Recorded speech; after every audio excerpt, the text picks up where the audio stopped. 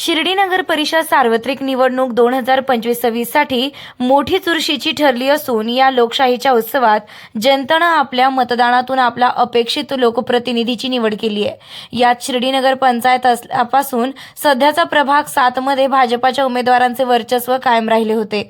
मात्र यंदाच्या निवडणुकीत प्रभाग क्रमांक 7 मध्ये अपक्ष उमेदवार अमित कैलास शेळके यांनी बाजी मारली असून त्यांचा दणदणीत विजय झालाय। दरम्यान या विजयानंतर नगरसेवक अमित शेळके यांनी प्रभागात सर्व नागरिकांच्या गाठीभेटी घेऊन आभार मानले। यावेळी ही निवडणूक जनतेनं हातात घेतली होती, यामुळे जनता विकास कोण करू शकेल हे त्यांना माहिती असल्याने हा विजय लोकशाहीचा जनतेचा विजय असल्याचं स्पष्ट केलंय। सर्वात प्रथम मी साईबाबांच्या कृपेने व माझ्या सर्व प्रभाग क्रमांक 7 मधील मतदार बंधू आणि भगिनी आणि युवा मतदारांचे आभार मानेल।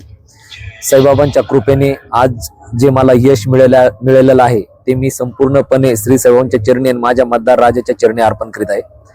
हे यश घेताना जसं तुम्ही उल्लेख केला 2016लाही हा एक माझ्या बरोबर झालेला अपघात होता। ऍक्च्युली त्या टायमालाही मी निवडून आलेलो होतो, कारण मी अपक्ष असताना मी 2 नंबर होतो आणि जे काही युतीमध्ये पक्ष ज्याला तिकीट भेटलं होतं ते 3 नंबरला होते आणि जे भाजपचे उमेदवार ते 1 नंबरला गेले होते। अवघ्या 50-60 मताचा फरक होता, मोठा फरक नव्हता।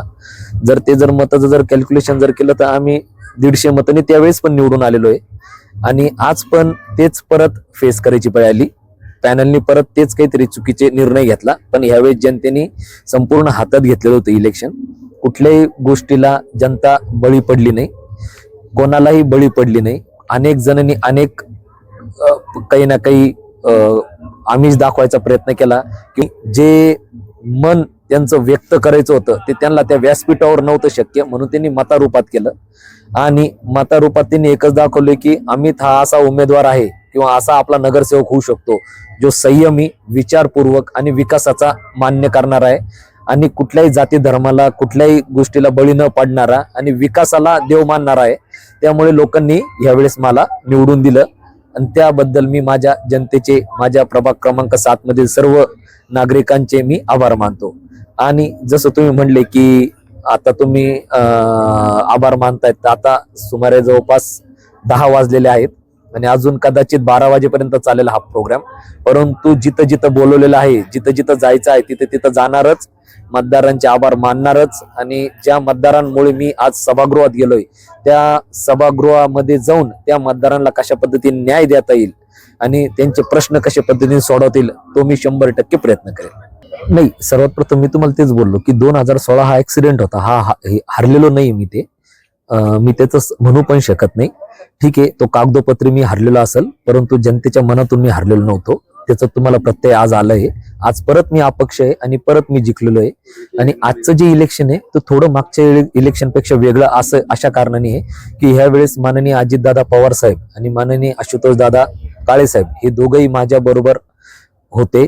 वेळोवेळी त्यांचे फोन आले, माननीय दादांनी, माननीय अजितदादांनी अतिशय काळजीपूर्वक सगळ्या गोष्टींची चौकशी केली आशुतोष दादांकडे आणि आशुतोष दादांनी पण काय जे लागेल ते सर्व प्रयत्न मदत मला दिलेली आहे आणि त्या दृष्टीने मी एक आज राष्ट्रवादी काँग्रेस पार्टीचाच नगरसेवक म्हणून आज सभागृहात बसणार आहे।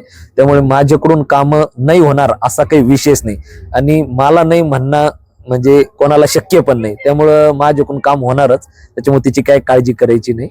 आणि राहिला तुम्ही म्हणताय की हरलेल्या उमेदवाराला संदेश देणं मी चुकीचं राहील, परंतु एक सांगू इच्छितो की काय राज्यात किंवा देशात आपण बघतोय की विकासाला पहिलं प्राधान्य दिलं गेलं पाहिजे।